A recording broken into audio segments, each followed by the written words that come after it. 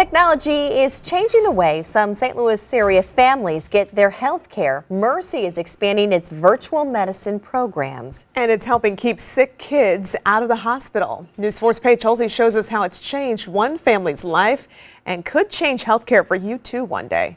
There's Cheryl. Hi. Hi, Tobias. How are you, buddy? From their home in Union, Missouri, the Edwards family starts each day by connecting with their team of healthcare experts at Mercy Virtual Headquarters in St. Louis. Hi.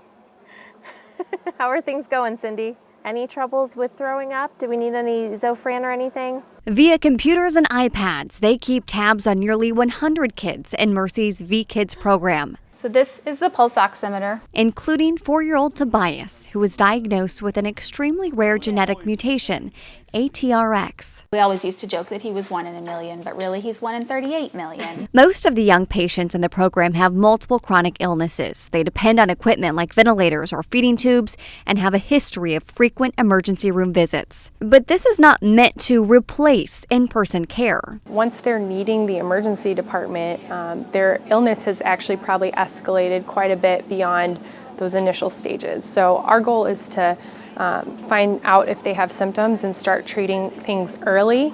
And it's really neat with the video platform. We can actually have multiple visits in one day with a patient. We can start an intervention and then check back in with them an hour later and see how they're doing. The same technology that's being used for V-Kids is also being used for adults in Mercy's V-Engagement program, and even on the other side of the world in Yendi, Ghana.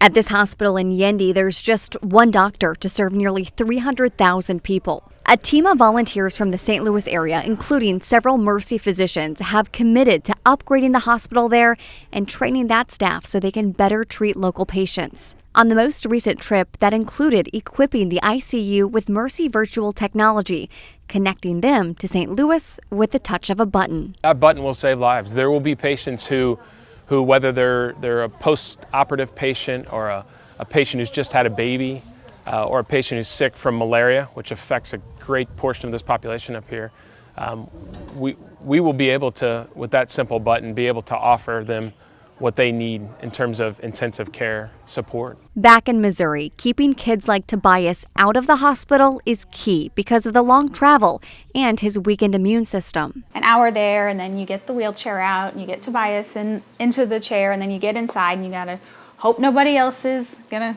sneeze near you. And Right now, Mercy is providing the virtual care without being reimbursed, believing the rest of the healthcare system, including insurers, will eventually get on board. Virtual care like this could also help supplement traditional bedside care as nurse and physician shortage concerns are growing. It's similar to a lot of other industries. So medicine is changing and we're using technology more to connect with patients. Tobias's family says they are already seeing it pay off. Yay! For News 4, I'm Paige Holsey.